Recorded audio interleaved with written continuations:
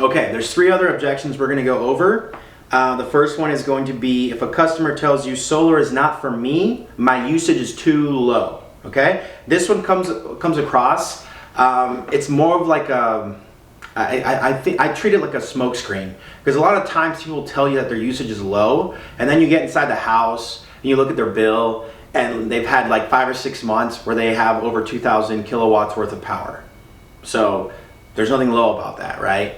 I would say 50% of the time when someone tells you that their usage is too low, they're actually just kind of bluffing, and they're just telling you that so that you can get off their doorstep.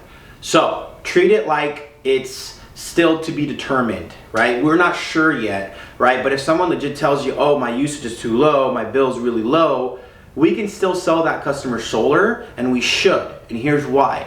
If they get solar and they get installed, even if we sell them a small system, and even if our commission is low, guess what? They're still going to buy me and my company, right? Our installation company is going to come in, they're going to roll out their truck, and the entire neighborhood's going to see that. So that's going to get us more business than anything else. So even if they have to sell them a system that's like a 14 or a 15 panel system, we're still going to do it. We're still going to move forward with it, because they need to show the customers, the neighbors, that they're going solar. And that's really what's in it for us. That's what we want. That's what the outcome that we're looking for. So here's how you handle it. You say, Mr. Customer, let me ask you a simple question. When are you going to stop paying a power bill? And then they'll tell you, oh, well, I'm never going to pay a power bill. I'm never going to stop paying a power bill. There's no end to it. Exactly. So solar is always going to be cheaper than the utility company. That's just how it is, okay? No matter what happens, if you look at the math, the rates for their KW is up here, and the rate for solar is down here, okay? It's very simple. They're either gonna get, with their utility company, and those rates are gonna continue to go up over time, or they're gonna lock in their rate with solar, and they're gonna pay less for power, and that's the whole point of the program. So even if their usage is low, let's say their usage is 10,000 kilowatts a year, or let's say they consume 12,000 kilowatts a year, it doesn't matter, because their kilowatts with solar is cheaper. So it's kind of like going to a gas station on the left side and they're charging you $2 a gallon, and on the right side they're charging you $3 a gallon. Which gas station are you going to get gas from? Well, clearly the one that's $2 a gallon, right? It's the same thing with solar. We're selling these people energy at a lower cost, and that's locked in for 25 years. That's going to save them a ton of money, okay? So my suggestion and my philosophy is, if someone tells you that their usage is low, number one, don't believe them until they show you their actual bill. And if they show you their bill and it is actually low, guess what? We're still going to sell them, because we want to get the neighbors sold. And if the neighbors see that truck rolls out and they see the panels going up and they see people up on the roof, guess what? They're going to say, oh, you know what? I'm going to keep up with the Joneses. I should get solar too, and therefore I'm going to move forward with the project, okay? So don't ever let that deter you from selling someone. If anything, look at the positive side. Number one, it's going to be a low loan, right? The loan's going to be very low. It's not going to be a big system, maybe $20,000, $30,000 loan, which is awesome, because that's going to be easy to sell. Number two, they can also give you referrals, right? Because you never know what kind of customer this is. They could potentially give you referrals, and you get more business that way. And number three, there's power in having the neighborhood sold, right? Our job is to sell the entire neighborhood. We're not just going to sell one person. We're going to sell everybody on that same block. So we need credibility, and the way you get credibility is by getting that small system installed, okay? So rule of thumb is check the usage. If it's a low system, sell them, get them excited, get referrals, sell the neighborhood, okay? Now, the next objection is solar is not for me. I cannot afford it. This is one of my favorite ones. It's a simple phrase you can ask them. Say, hey, Mr. Customer, can you afford your power bill? And they'll say, yeah, I can afford it. Okay, then you can afford solar. And here's why. You're already paying this every single month, right? You're already paying $200 every month. All you're doing is you're using that same money to pay your panels, right? And simultaneously, you're replacing this bill.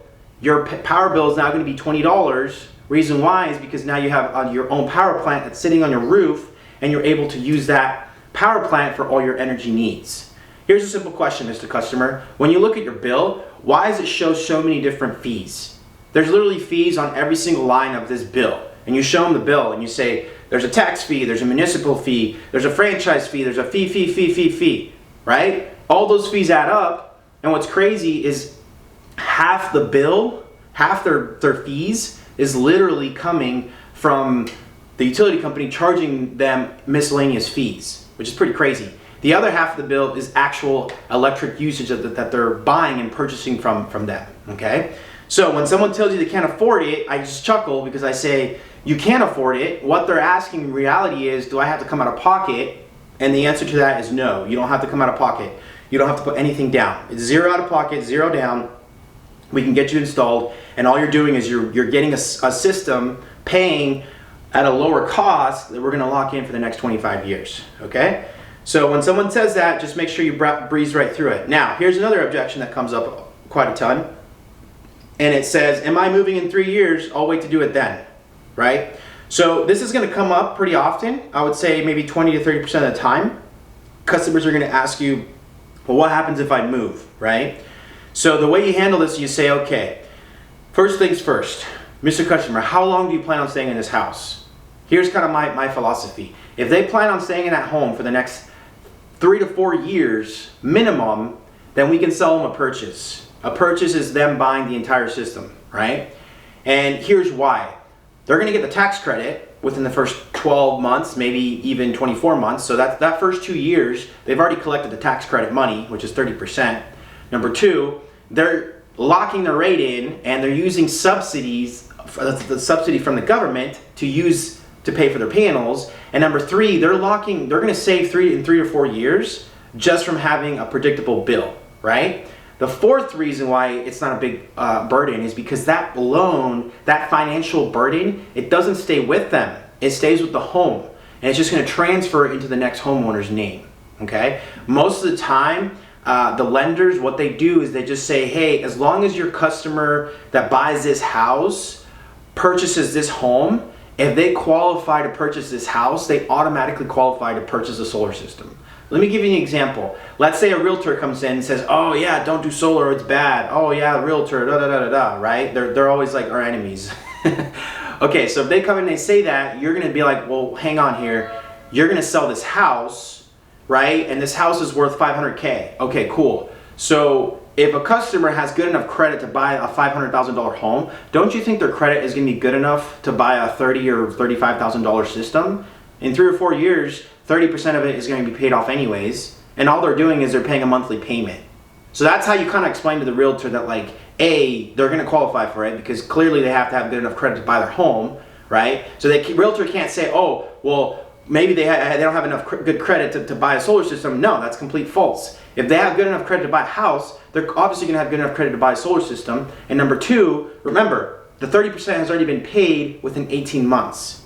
So that means that the realtor can't really tell you that they're not going to qualify for it in 3 or 4 years if they decide to move it over, right? All they have to do is move the system into the customer's name, the new person that's buying the house, okay? Now they're always going to ask you, well, what if the customer doesn't want to buy it? What if they don't want the panels, right? That's always going to come up.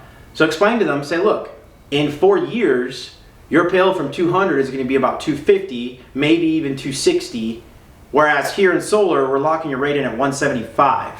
Don't you think that in 4 years, the person that buys this house, do you think they're going to rather pay 260 for their power bill, or do you think they'd rather pay 175?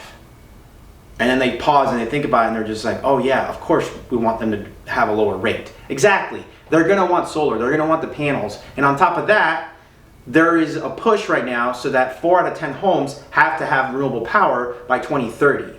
So that basically means that you're going to be able to qualify and justify getting the panels because that qualification is already going to be taken care of, right? So, super simple. Mr. Customer, in 4 years, that $175 payment is just going to transfer into the next homeowner's name, and they're going to continue paying for it. And the cool thing is, all that loan that you have, that's not going to go with you. It's going to transfer to the next homeowner. Okay. Okay. So those are some of the objections. The next one is technology is going to get better in the next couple years. I'm just going to hold off on I want to make sure that technology is better. This honestly is a huge smokescreen. What they're really telling you is that they're afraid to go solar.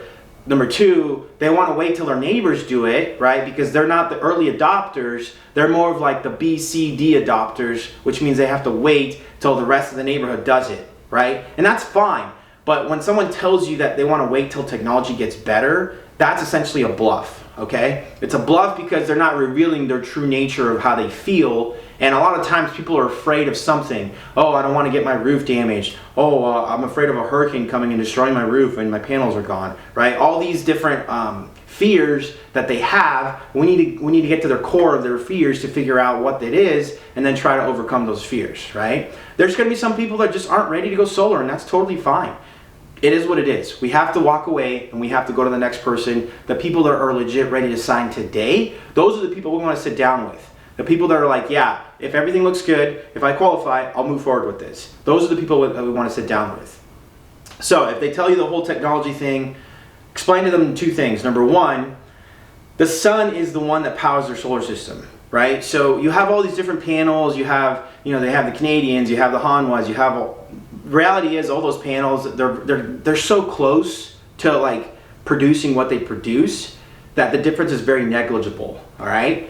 So I explained to them, look, you're gonna get a solar system, it's gonna be powered by the sun. The sun isn't gonna change. It's not like 10 years from now the sun's gonna improve. It's not, it's gonna stay the same, right?